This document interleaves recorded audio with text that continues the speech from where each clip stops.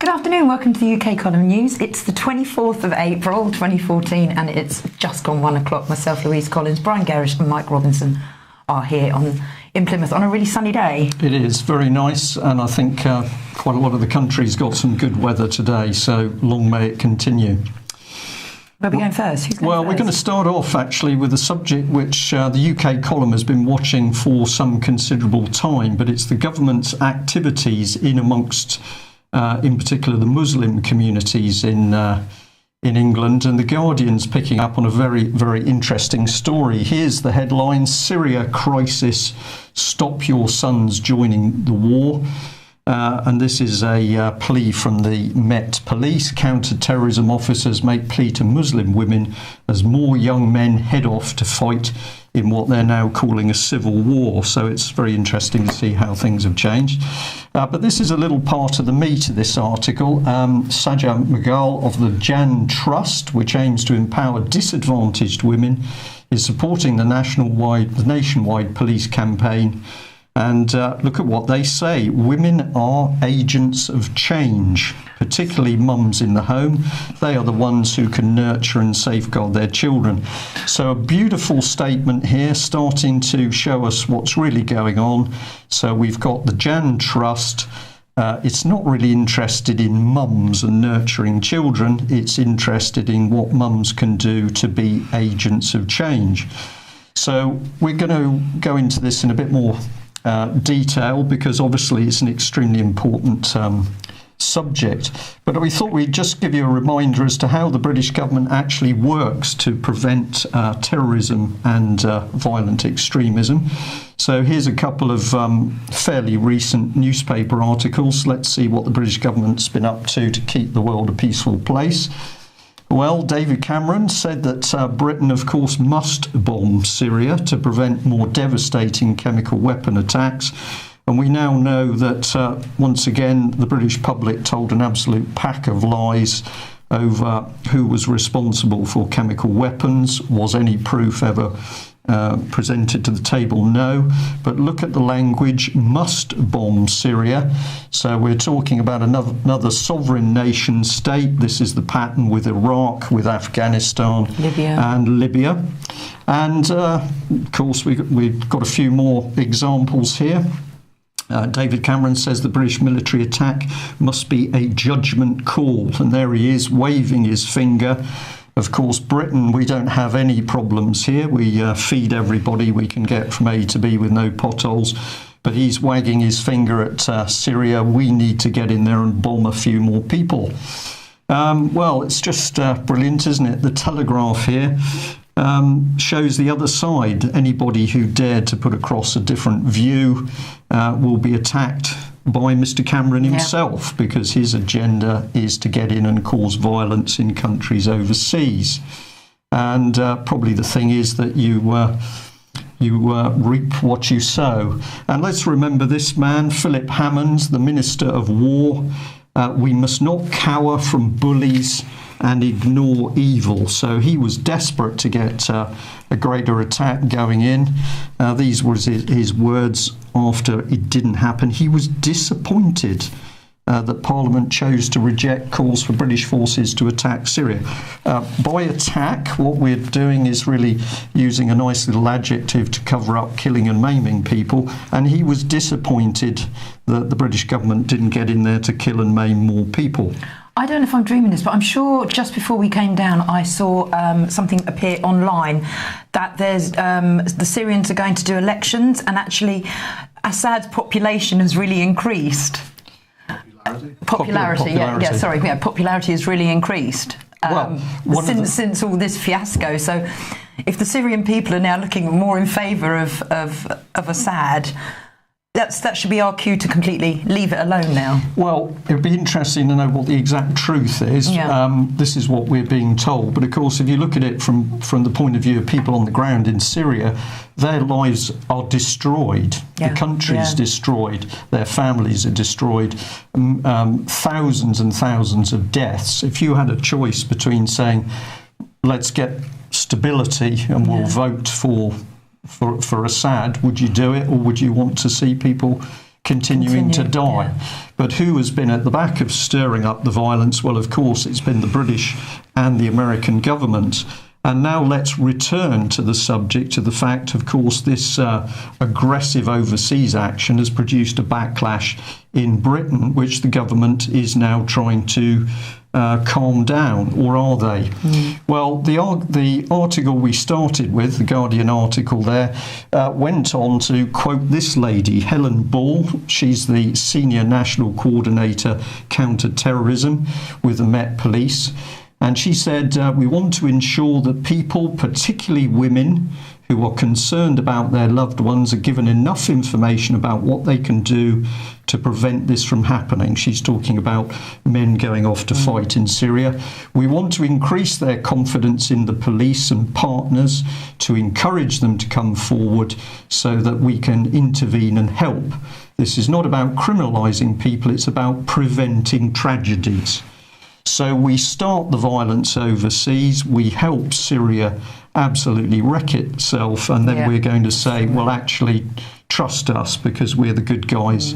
And Big Pharma's got in there as well, over there to start vaccinating all the children in Syria as well. So they've had the doors open. Of course. Well, just looking a little bit deeper into Helen Ball, we find from Policing Today that, of course, she's actually come back into the Met Police from Thames Valley, and we like to focus on Thames Valley because Thames Valley Police, we now know from seeing the documents, simply failed to investigate abuse at Oxford and Cherwell Valley College, and we're going to be talking a little bit about wider crime figures in the UK.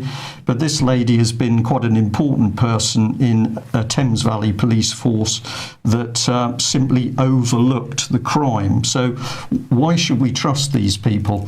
Well, that's the police, but if we get in a bit deeper, let's go and have a look at what the UK government has been up to.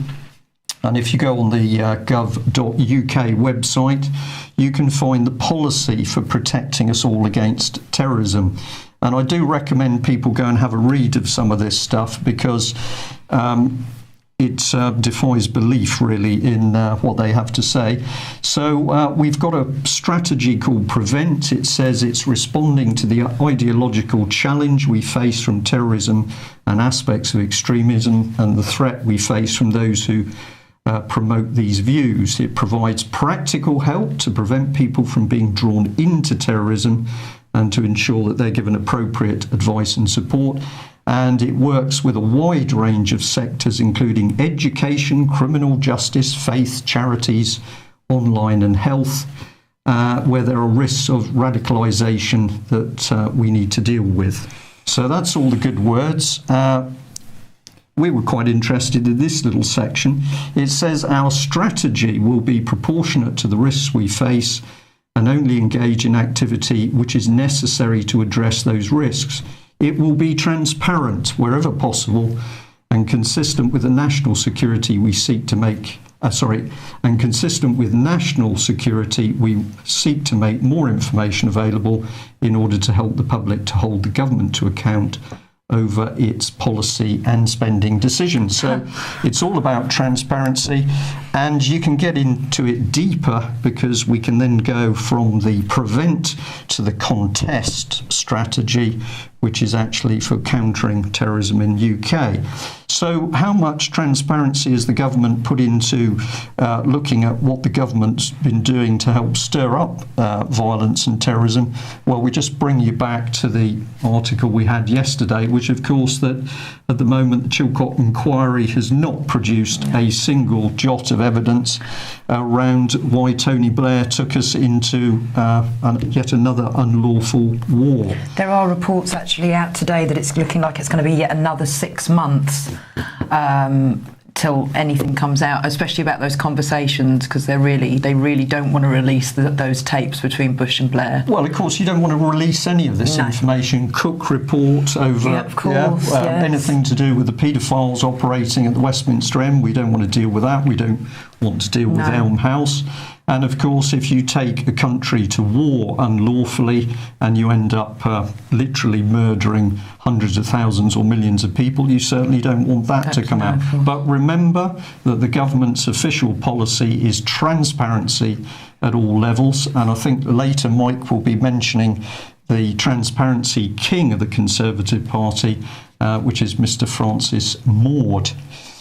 So, what's been going on inside the communities? Well, luckily the government's own communities department has been running strategies to counter terrorism.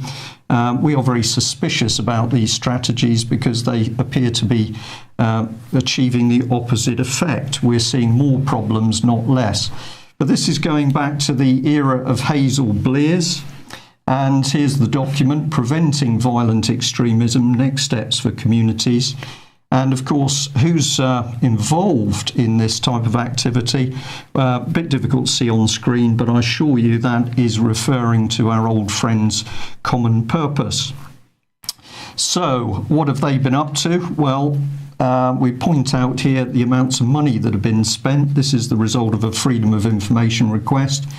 And look at the figures, 2006-7, 85,000 on leadership training to 40 Muslim community leaders, 65,000 to 60 emerging leaders within the Muslim community, and 65,000 for training for 65 younger members of the Muslim community. This is all selected by Common Purpose, the political charity that has been working from central government to reframe the way we think.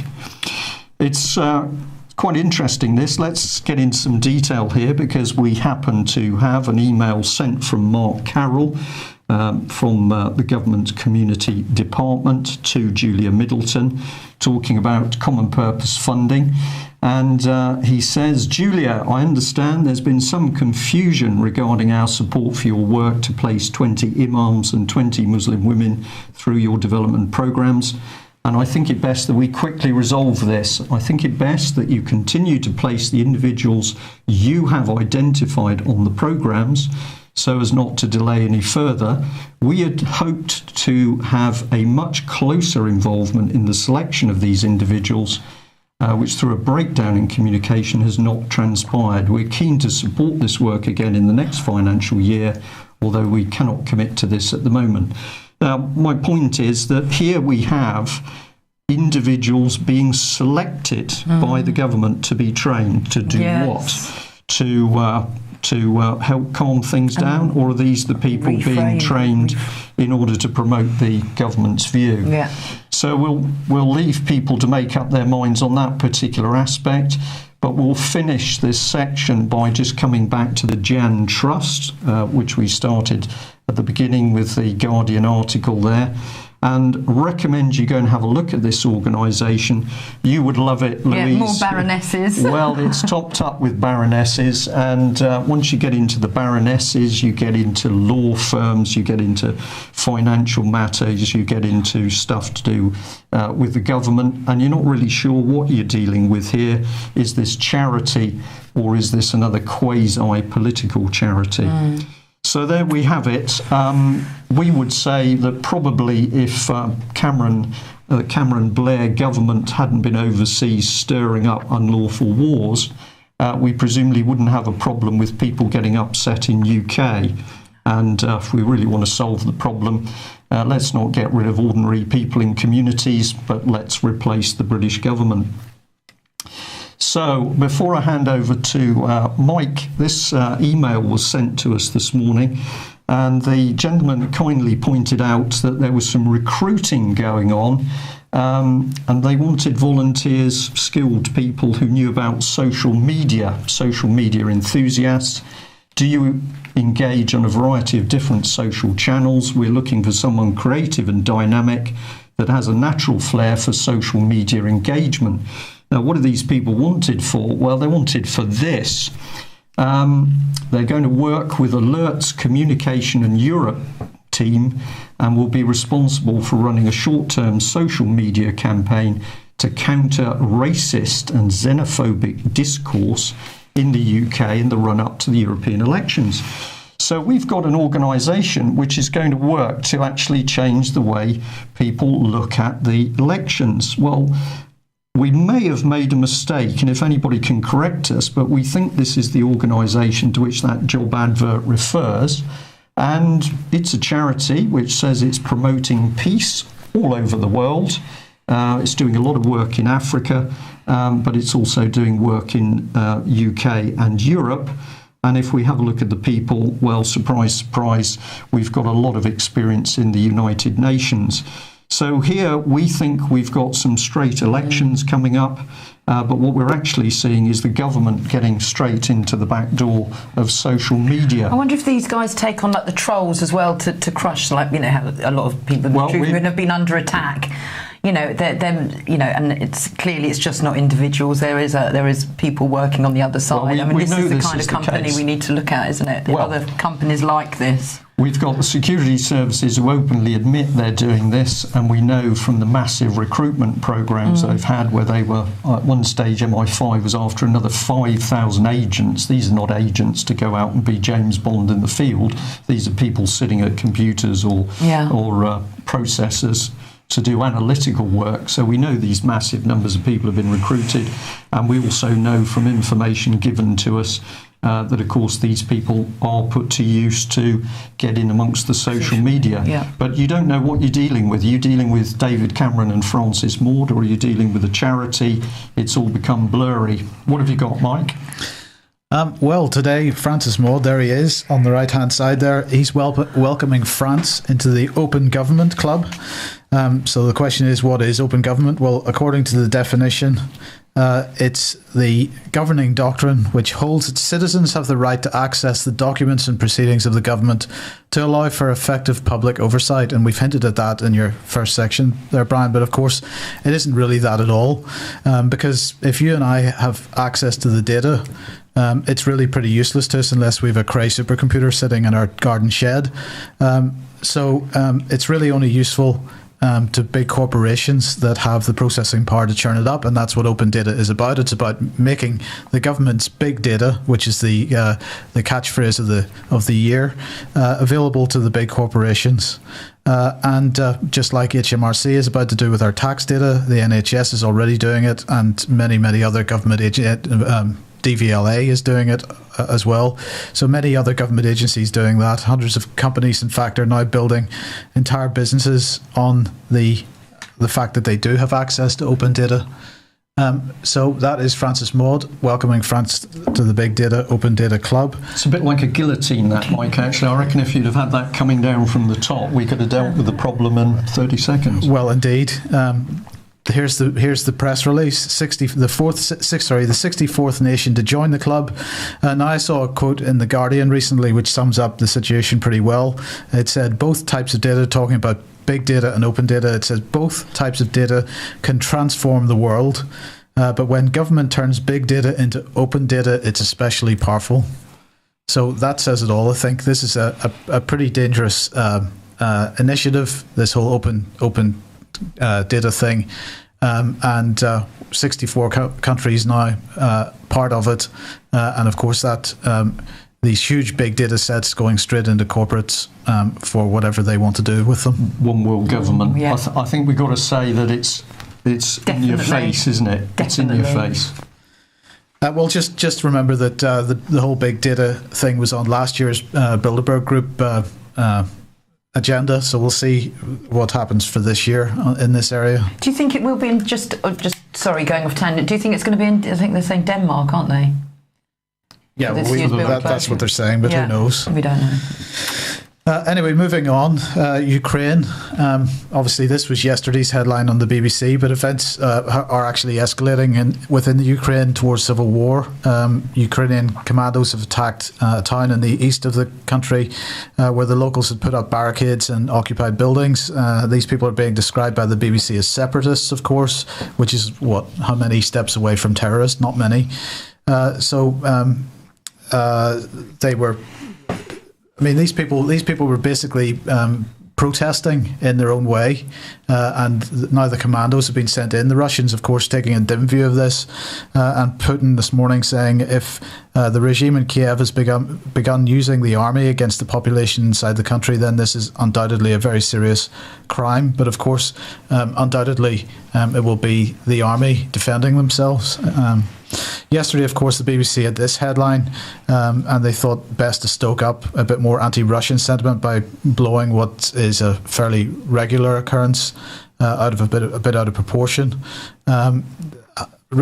Philip Hammond, Minister of War, as you said, Brian, I think has acknowledged that this happens reasonably regularly. I think it happened eight or nine times last year, where Russian aircraft flying in international airspace were considered to be getting just a little bit too close to the UK's airspace, and so aircraft were scrambled. But this headline implies that it's something a bit more serious than that. This has been going on for years. It's tactical games, really. The Russians come down to take a look and a sniff as to what's going on, so they send in their reconnaissance units. Sometimes months go by, sometimes there's a flurry of activity. I would guess that probably the Russians at the moment feel that maybe it's time to do this, but is it any more significance than over previous times? I don't think so. But the thing we should remember is that we've got a major situation which has been stoked up, certainly by Britain and Europe, in the Ukraine, on Russia's doorstep. And this has come at the time, of course, that Cameron and Blair have cut Britain's own armed forces to the bone. So when we see pictures of Eurofighters, we actually start to analyse what the capability is of the Royal Air Force and indeed the Army at the moment. Britain is in no position to do anything in a sustained military sense.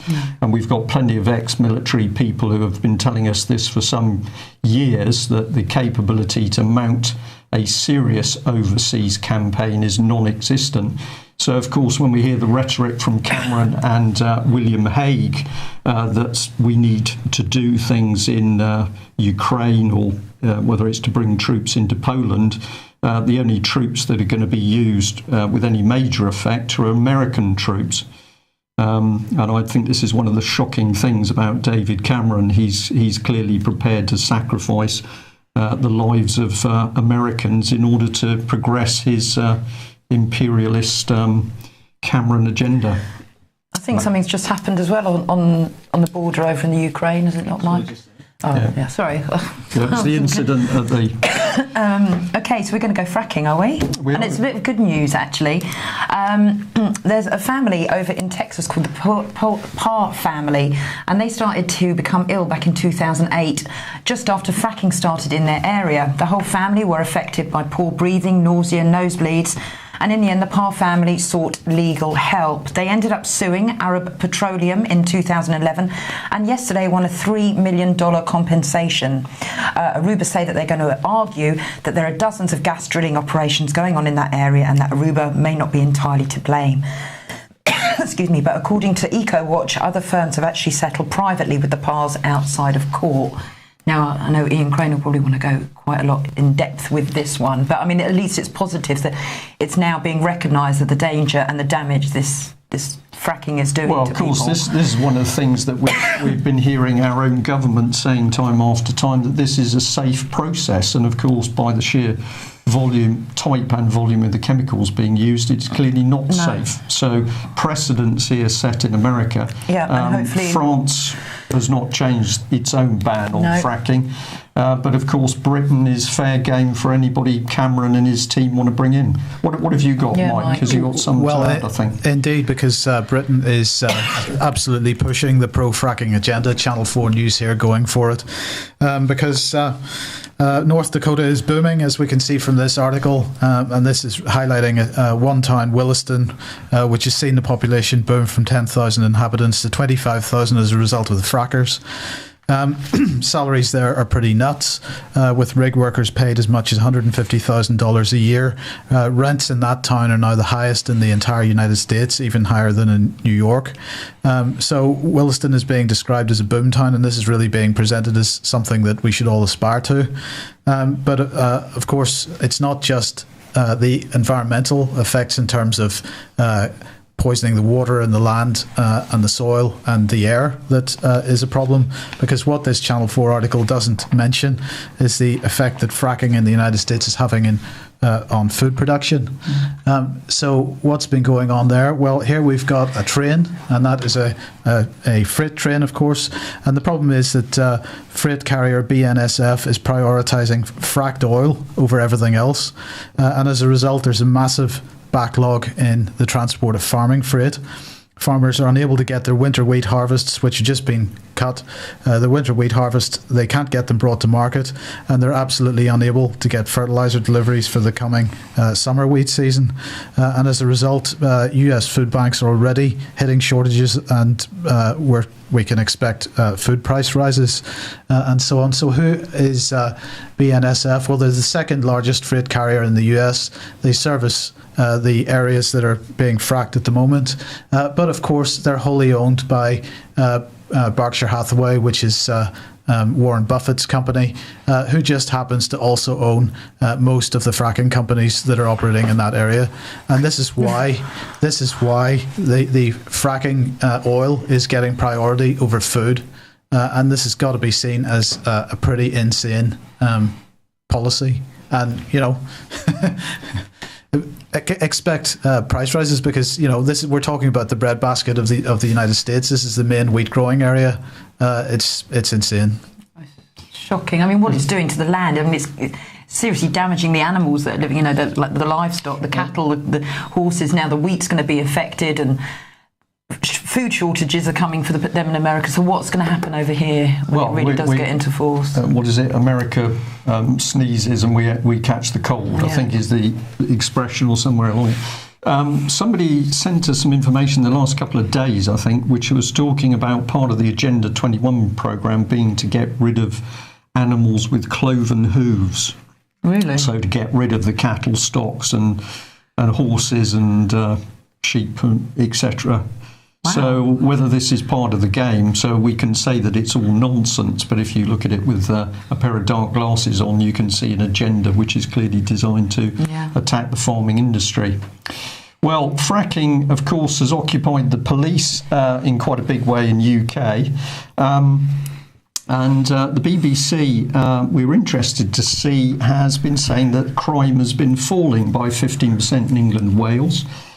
So Danny Shaw here, the Home Affairs correspondent at the BBC News, he had this to say: these figures come as no surprise. Crime has been falling almost continuously since the mid-1990s. What is unexpected, however, is the size of the reduction. The 15% fall is the biggest percentage decline since the survey began 33 years ago. The 22% drop in violence is also substantially more than in other years, reinforcing the recent findings by Cardiff University's study. The only statistics which tell a different story are those compiled by police forces. But these should be treated with an abundance of caution, not just because of concern the figures have been fiddled, but also because they hinge on whether victims report crimes or not. So I read this several times, and then I thought this man is being particularly disingenuous, or he's got his own agenda, because the headline is "Crime has fallen," but he's warning us that the very figures, that those statistics, well, where's the source, are the police, who seem to be busy fiddling the figures. And of course we've experienced with Thames Valley Police that the way you remove crime in Oxford and Cherwell Valley College is simply not to investigate. And hey presto, we can start to skew the whole thing. Mike's bouncing. Yeah, I understand that there's actually a PC. Can't remember his name. Has been effectively, because PCs can now be struck off if they commit some kind of disciplinary issue, and he's been put on this. He's effectively been struck off for whistleblowing on the fact that these figures had been manipulated. No, I unfortunately didn't include it in my batch of stuff today, but people should go and have a look for that story. I think Channel 4 News is carrying that. Well, it's quite appropriate, isn't it? You don't want whistleblowers blowing the whistle on the fact that you are skewing the statistics. So in the main article, which I can just pick up on screen, it actually says that, fraud is up by 25%. So we've got bankers carrying out multi-billion-pound fraud on the nation. We've got those bankers protected by our politicians, who are themselves protecting the paedophiles around Elm House and Cyril Smith. But the BBC wants to convince us that crime is falling. And it's my imagination, but the BBC was the very organisation that made sure people coming forward to talk about sexual abuse around Savile in the BBC were quietly sidelined. They were, and I think there's a story out today that the reporting of historic abuse, sexual abuse, has actually dropped. So old crimes, just up to December, it was up 22%, but now it's dropping back down for those coming forward as a result of Savile. As a result of Savile, apparently. This is because there's no sign of these investigations being progressed. And because of Yewtree, of what's happened with over Yewtree and Fernbridge. Well, we just say well done, BBC, because it's unbelievable propaganda as usual. BBC tied up in the biggest paedophile activity that is going, but don't worry, crime's falling. Trust the BBC, well, if you like. And probably this one. Yeah, this.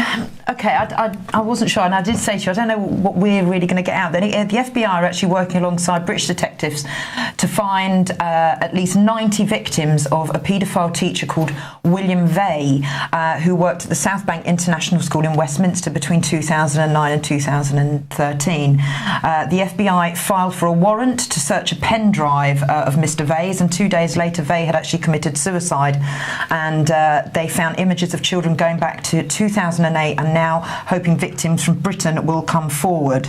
They're not out there, the police aren't actively out there asking for victims of Cyril Smith to come forward. No, are they? There's nothing there of what's going on in this country, around our government and the establishment. They're not asking for any victims to come forward for that, but they are looking to get people involved with this case. And the other case, it's a harrowing case, granted. Of course, and the other case, of course, that's now come to the fore is Maddie McCann. So we've got a multi-million-pound police operation, which is now saying that they're tracking down the paedophiles in Portugal. Yep. All of these things take public attention away from the real factual evidence which is coming out about activities of paedophiles within Westminster, within the top levels of Britain's police, within the security services, within political parties. Yeah. All of that has come out over Elm House, and we've now got this wall of silence by the establishment, and we've got Nick Clegg simply refusing to call for a further investigation in Cyril Smith. And acknowledge it, and even being confronted with questions, he runs away. So. And we'll just put this one up because it was the other part. This is the man. So big article by the Mail. Obviously abused children, terrible. But we're saying, what is the focus here? Is it really on catching the criminals, or are these diversionary articles to protect Britain's politicians? Well, maybe. Yeah. Okay, so another taser article, and this time it's another police officer out of control with a taser. And Bristol Crown Court yesterday heard how a police officer tasered a naked man who threw a pair of pants at him. The officer, PC Lee Birch, fired the taser at a gentleman called Daniel Dove, who then collapsed. Dove told the court he had first been assaulted by PC Birch after being thrown out of a nightclub, where the officer pushed him to a puddle and over-tightened his handcuffs. The case is continuing, but I'm just inquiring, are there background checks and is proper training going on with these police officers in the use of these tasers? If there are two officers there with this gentleman, he throws a pair of pants and then gets tasered in the chest. Come back to the case in Plymouth where the man doused himself in petrol in his back garden, obviously very disturbed, not threatening anybody, man covered in petrol. What do? Shoot a taser at him. So the police have stopped thinking. Is it that, or is it the fact they're being trained not to think? Yeah. And if you're a police officer out there and thinks that we're being particularly hard, we would say to you, please go and investigate what is really being done in the police training courses, particularly those courses using NLP. But activities around the police are getting worse. We picked this up from Policing Today. And the Welsh police are crowing that they're getting £90,000 to deal with call-outs involving mental health issues. And the argument is that they've lost a lot of police time by dealing with people who've got mental health issues.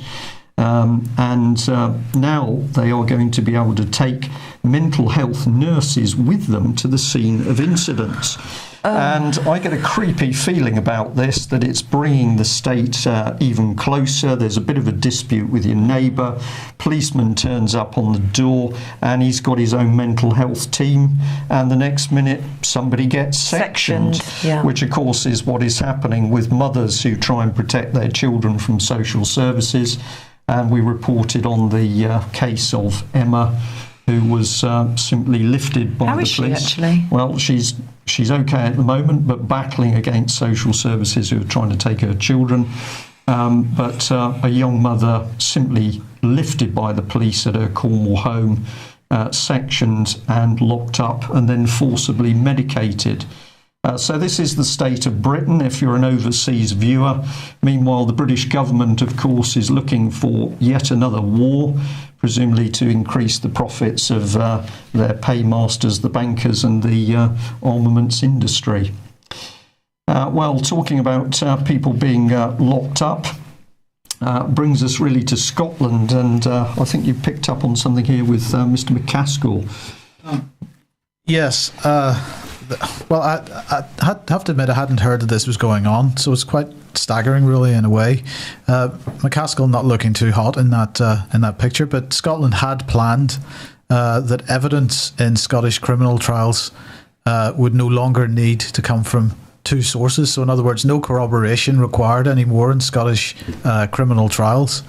Now, these plans have been put on hold for a year by ministers because of a backlash from various groups within the legal industry themselves, but not from the police. The police were absolutely pro this idea. So police and prosecutors pro the idea, but the other areas in the legal profession didn't like it much, and they believed that it raised the concern of an increased risk of miscarriage of justice. Now, of course, Brian, you and I have witnessed a case where there was no corroborative evidence in an alleged sexual crime.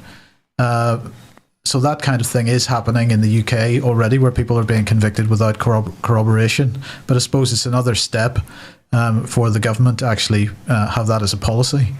Well, yeah, this is a very interesting one, because part of this hangs on the special nature of Scottish law and the business that you have to have two reports in order to convict people.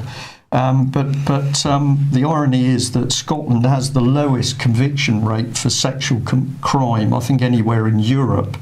And this brings us totally back onto the case of Holly Gregg, where it's been suppressed. While I'm talking, I'm just going to make a slight change to one of the slides here.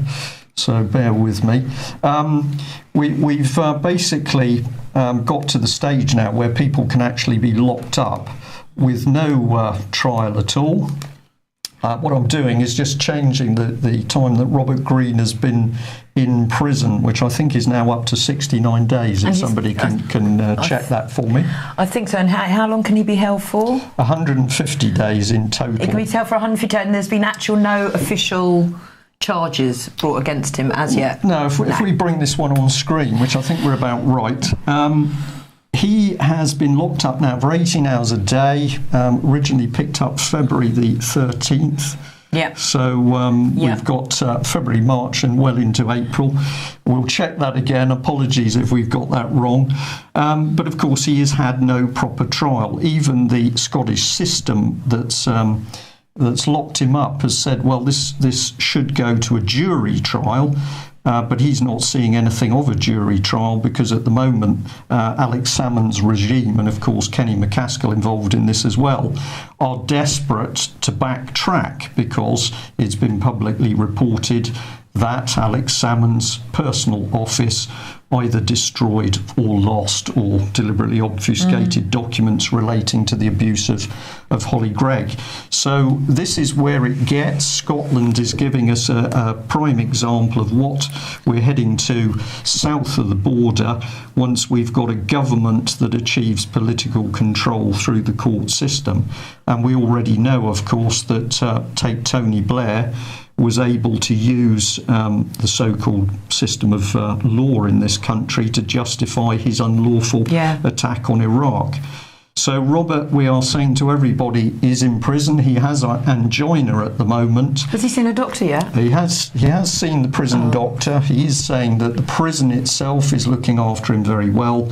But the point is there is absolutely no progress on getting him out on bail at the very minimum so that he can start to put his defence together. So as we've said several times, if you're English or Welsh, Scottish police can simply come south of the border and arrest you. Now this is a bit of good news. You can now buy a stamp advertising the plight of Robert Greene, and here of course with Anne and Holly herself. This is absolutely genuine. This is the address that you can actually order these stamps from, and we'd like to encourage people to buy as many as they can to start giving Robert some real publicity around the country. Okay, well, we're just going to end, since we've mentioned medicine, on doctors. Yeah, well, it shouldn't be ending. We've got two stories, I think. But new figures released have revealed that Big Pharma has paid more than 38 million in a year to British doctors for consultancy services. And the payments on the whole are basically to encourage the doctors to prescribe that manufacturer's drugs. GlaxoSmithKline have come out and said that they will stop the practice. So we'll just have to wait and see. But again, Big Pharma getting straight in there to our local GPs, wining and dining them. And what are we doing? Are we going to? Well, can I just touch on this? We better just mention your aeroplane. My aeroplane. Okay, so a little more for you on this. The story was actually published at the end of March, and it claims that along with this Philip Wood from IBM, who had a telephone and who took the photograph on his iPhone, there were 20 staff members from a company called Freestyle Semiconductors, and they had got a patent the day before the plane vanished for an electronic warfare gadget. Now, how this works, I'm unsure, but according to reports, the loss of these senior staff members on the planes means that the patent now automatically goes to Jacob Rothschild, and he becomes now the sole owner. So here's the company that these guys worked for, and I'm going to do a little bit more digging into it tonight. And here they are Freescale, and they had 20 senior members of staff on that plane with this new electronic warfare gadget. Right. So I'm going to have a little bit more of a dig into that. Again, it could be a massive distraction to everything else that's going on, but it's something that is just another cover-up. A lot of people would say a lot of free energy people have died over the years, so we'll keep an open mind on this, and we'll see what else comes through.